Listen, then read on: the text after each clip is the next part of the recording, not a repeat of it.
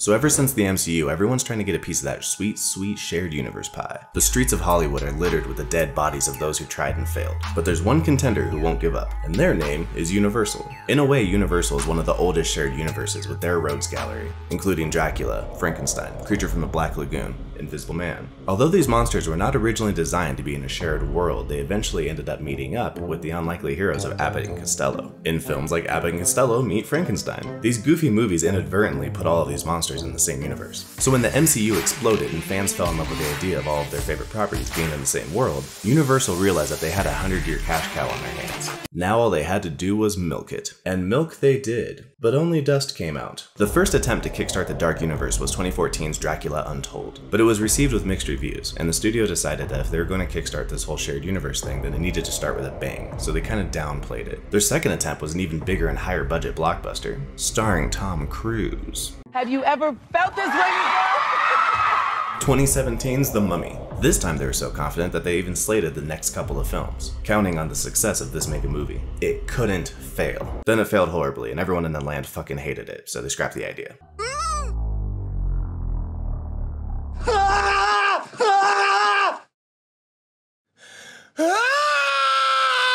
But one man said, "Nay, Universal shall suck upon the milk of my breast and receive nourishment, for I have figured out how to guarantee returns in the box office with very cheap films." The movie was The Invisible Man, now starring Elizabeth Moss rather than Johnny Depp, and the hero was Jason Blum. Yeah, that jackass. But it worked. The Invisible Man made over $122 million with a budget of $7 million, and received generally positive reviews. This time, Universal, with the help of Blumhouse, was actually getting some money and some good reviews, and decided that this was the time to go ham with the Dark Universe, thus retroactively ended up making The Invisible Man the first installment now. But one movie a shared universe does not make, and if the follow-up blows ball sacks, then we can see the whole thing die again. So Ryan Gosling has made a pitch to create a Wolfman movie. The plan is to have it set in modern times, and he's been quoted saying that he wants it to feel kind of like Nightcrawler. Good move, which means we may get a movie with Ryan Gosling being a quiet loner who hangs around under neon lights during the nighttime. And the thing about Ryan Gosling being a quiet loner who hangs out under neon lights during the nighttime,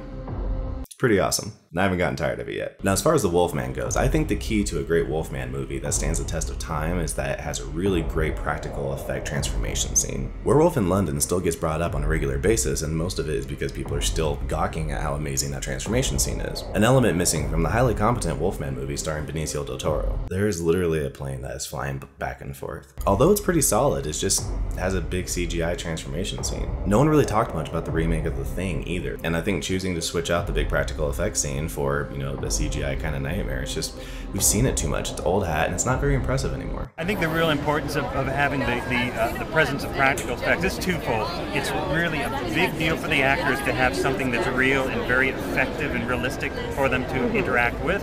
And also in terms of audiences are really savvy today. They're more technically savvy, I think, than we give them credit for. And they can tell the difference. So I think a thing that could really help this movie get a head up is part of that $10 million budget going to Weta. Now, some of you may be familiar with 2011's Drive, where we see a performance by Ryan Gosling that falls into the umbrella of Jake Gyllenhaal's performance in Nightcrawler. And if Ryan Gosling brings half the heat that he brought in Drive, I think that we could have a really strong contender for a powerful follow-up to The Invisible Man.